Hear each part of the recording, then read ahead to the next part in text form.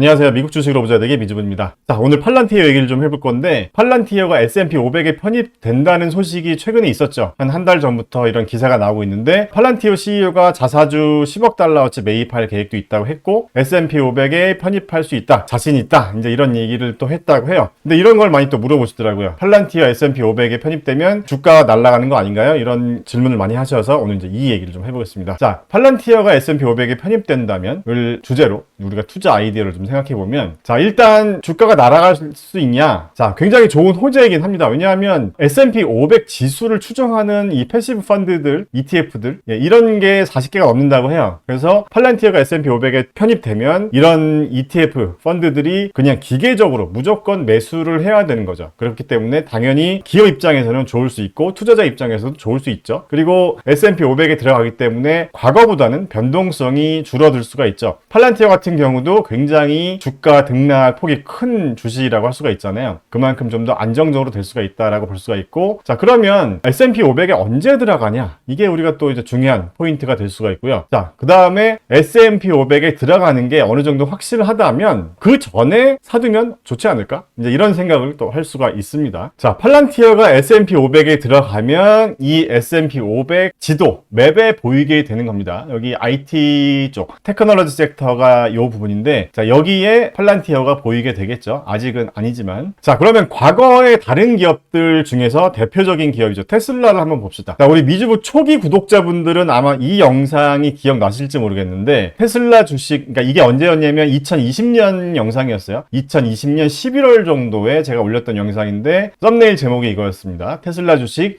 12월 21일 전에 매수해야 하는 이유 하면서 여기 버스가 곧 떠납니다 하는 이 썸네일을 사용했었는데, 왜 12월 21일이었냐? 자, 그때 당시 2020년도에 테슬라가 12월 21일에 S&P 500에 편입된다는 기사가 떴죠. 그때 당시에 테슬라는 S&P 500의 편입 조건을 모두 갖췄어요. 그래서 제가 2020년 11월 중순쯤에 이 영상을 올렸었는데, 지금 보시는 이 그래프는 테슬라의 2020년 주가 그래프입니다. 이때 당시를 보면요, 그렇게 긴 기간은 아니었지만 주가가 가파르게 오르다가 좀 지루하게 횡보를 하고 있었어요. 제 지인도 이때 막 팔아야 되나 막 그런 얘기를 하고 있을 때인데, 그러니까 지금 기준으로 보면 이때 주가가 한 100불 조금 넘었을 때였죠. 근데 이제 제가 11월 한 중순 정도 이 영상을 올렸을 때가 S&P 500 편입이 확정됐다는 이제 소식이 있었을 때고, 이때 S&P 500 편입 소식에 주가가 가파르게 한번 올랐어요.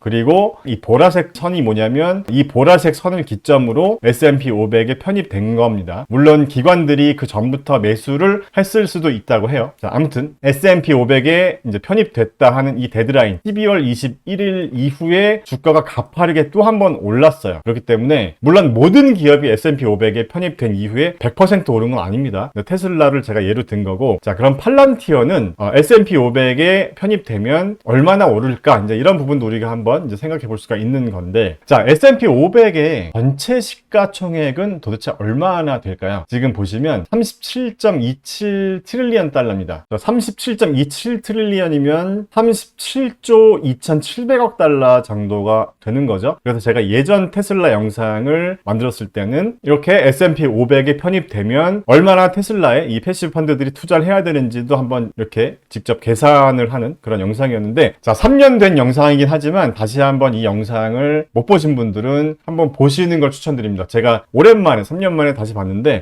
정말 유익하더라고요. 제가 만든 영상이긴 하지만 미주부 채널 같은 경우는 시황을 잘 다루지 않잖아요. 보통 기업을 분석하고 공부하는 영상을 많이 다루기 때문에 이렇게 오래된 영상도 다시 보면 되게 공부가 많이 되더라고요. 그래서 꼭 한번 다시 보시는 걸 추천드리고요. 자, 그러면 다시 한번 또 공부해 보겠습니다. 제가 예전에 다뤘었지만 S&P 500에 편입되려면 어떤 조건이 있어야 되는가? 이제 이게 우리가 알아야 될 부분인데, 자, 일단 시가총액이 14.5 빌리언 이상 돼야 된다고 합니다. 여기 보시면 14.5 빌리언 이상 돼야 된다 이렇게 나오는데, 팔란티어는 그러면 어떨까요? 한번 보겠습니다. 자, 팔란티어 시가총액이 32.66 빌리언입니다. 그렇기 때문에 이 첫 번째 조건 14.5 빌리언 달러 이상이죠. 그렇기 때문에 1번 조건은 갖췄고요. 자, 두 번째, 미국 거래소에 상장돼야 된다. 이것도 조건을 갖췄습니다. 그 다음에 매출 50% 이상 대상이 미국이어야 된다. 자, 이거는 제가 그냥 나와 있는 걸 그대로 이렇게 보여준 건데 매출 50% 이상이 미국이지 않은 기업도 있지 않을까 싶긴 한데 S&P 500 기업 중에 아무튼 최초 편입 조건이라고 우리가 이해할 수도 있을 것 같고 아무튼 그렇다고 합니다. 그래서 팔란티어도 한번 봤어요. 미국 매출 비중이 어느 정도인지 봤더니 2023년 기준 60%니까 이것도 조건을 갖췄습니다. 자, 이 부분도 조건을 갖췄고요. 자, 그 다음 지난 6개월 동안 최소 각 25만 주 이상 거래가 되어야 된다고 하는데 뭐 거래량은 문제 없을 것 같습니다. 이건 볼 것도 없을 것 같고요. 거래량은 충분히 달성한 것 같고 그 다음에 이제 갭 기준이죠. 최근 그러니까 4개 분기 실적이 흑자여야 되고 순이익 기준이죠. 순이익이 흑자여야 되고 그러니까 4개 분기 합산입니다. 1년이죠. 1년 순이익이 흑자여야 되고 또 중요한 게 직전 1분기 실적이 흑자여야 됩니다. 그렇기 때문에 4분기 합산 실적이 흑자여도 S&P 500에 편입되는 그 시점에 바로 직전 1분기 실적이 만약에 적자면 해당 사항이 없는 건데 지금 이제 팔란티어가 왜 기대감이 있냐? 이번 분기 실적도 흑자로 예상을 하고 있다는 거죠. 자, 여기 보시면 자, 갭 기준 예상 EPS가 0.01달러입니다. 그렇기 때문에 팔란티어의 과거 실적을 한번 보면요. 다 참고로 지금 분기별로 본 거예요. 최근 몇 개 분기 순이익이 흑자였는지 한번 보겠습니다. 여기 보시면 이 가로 안의 숫자가 마이너스죠. 이건 적자였던 거고 최근 3개 분기가 다 흑자였어요. 그렇기 때문에 다음 분기 실적까지 이제 흑자가 나오면 팔란티어는 S&P 500 편입 조건을 일단은 갖췄다. 우리가 이렇게 볼 수가 있습니다. 자, 그래서 팔란티어에 투자를 하고 계시거나 팔란티어에 관심이 있으신 분들은 이 4가지를 한번 꼭 체크를 해보셨으면 좋겠는데 첫 번째로 팔란티어의 향후 3년 매출이나 순이익 성장률은 20%가 넘거든요. 굉장히 고성장주에 해당한다고 볼 수가 있습니다. 그리고 팔란티어는 방금 전에도 보여드렸지만 2023년 1분기부터 영업이익 흑자가 났고 2022년 4분기부터 순이익 흑자가 기록 중이에요. 그러니까 영업이익 흑자 시기와 순이익 흑자 시기가 좀 다릅니다. 그리고 실적만 놓고 보면 그러니까 다음 분기 실적의 순이익이 흑자면 S&P 500 편입 조건이 된다. 이렇게 보시면 되고 그렇기 때문에 다음 실적 발표일이 중요하다는 거죠. 다음 실적 발표일이 언제냐면 2023년 11월 7일입니다. 자, 제가 메모해드렸죠. 예상 EPS 갭 기준 0.01달러,